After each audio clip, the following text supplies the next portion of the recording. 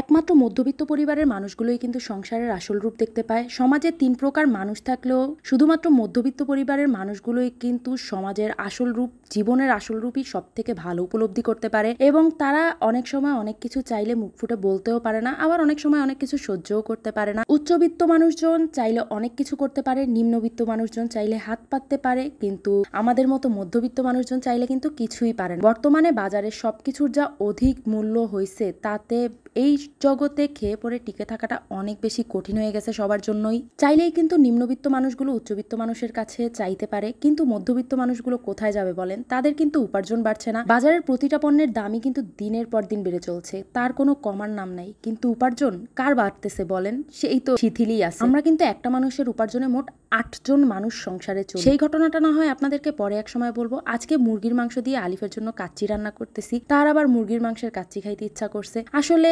এটাকেই বলে সাধ্য আর সামর্থ্য। এখন চাইলে খাসির মাংস বা গরুর মাংস কিনে টাকা নষ্ট করা যাবে না, তাই মুরগির মাংস দিয়ে কাচ্চি খাওয়াটাই শ্রেয়। আমারও মনে হচ্ছে আর আলিফেরও মনে হচ্ছে। সবসময় আমি হাতে বানানো মশলা দিয়ে কাচ্চি রান্না করি, কিন্তু আজকে প্রথমবারের মতো আমি বাজার থেকে কেনা মশলা দিয়ে কাচ্চি রান্না করছি। জানি না কেমন হবে। তার আগে আপনাদেরকে একটা সুন্দর টিপস দেই।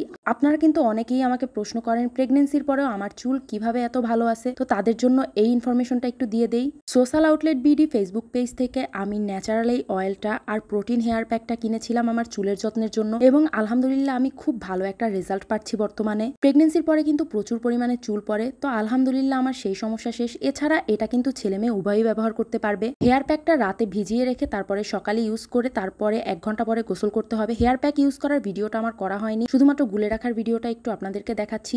এই হেয়ার প্যাকটা কিন্তু 12টি একদম প্রাকৃতিক পণ্য দিয়ে তৈরি। রেগুলার এই হেয়ার প্যাক আর এই হেয়ার অয়েলটা ব্যবহার করলে কিন্তু চুল পড়া বন্ধ হবে, দীর্ঘদিনের খুশকি দূর হবে, চুল লম্বা, সিল্কি এবং স্মুথ হবে।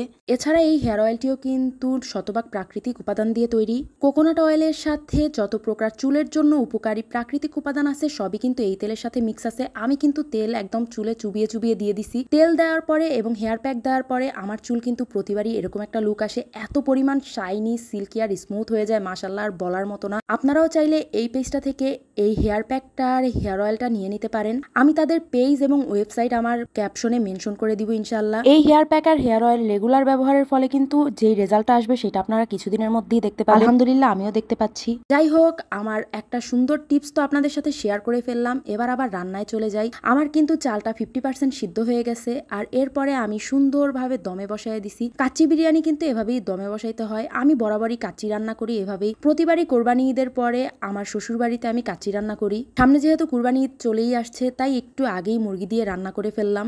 আজকে আবার কাচ্চিতে একটু ধনিয়া পাতা আর পুদিনা পাতাও দিছি। কিছু রেসিপিতে দেখলাম এইভাবে নাকি প্রফেশনাল ওয়েতে তৈরি করা হয়। মাশাআল্লাহ, আমার বিরিয়ানিটা কিন্তু একদম পারফেক্ট হয়েছে। মাংসগুলো এত সফট হয়ে গেছে। যদি এটা খাসির মাংস বা গরুর মাংস দিয়েই করা উচিত, তাহলে মাংসগুলো আরেকটু শক্ত থাকে। আমার মাংস রান্না একদমই সফট হয়ে গেছে। তো যাই হোক, এরপরে আমি তাড়াতাড়ি করে খেয়ে নিচ্ছি, আর এরপরে আমার হাজবেন্ডও খেয়ে নিচ্ছে। আর তাড়াতাড়ি করে খেয়ে নেওয়ার কারণটা কি জানেন? হঠাৎ করে আমাদের বাচ্চা কিন্তু আমাদের ডাকাটাকি শুরু করে দিবে, আর তারপরেই আমাদের খাবার রেখে দৌড় দিতে হবে। তাই প্রতিবারই খাওয়ার সময় আমরা খুব দ্রুত দ্রুত খাবার শেষ করি, কারণ কখন আবার বাবু উঠে ডাকাটাকি শুরু করে দেয়। আজকের মতো বিদায় নিচ্ছি। সবাই ভালো থাকবেন, সুস্থ থাকবেন, আলিফ এন্ড সোনালির সাথে থাকবেন, আর আমাদের জন্য বেশি বেশি দোয়া করবেন। আল্লাহ হাফেজ।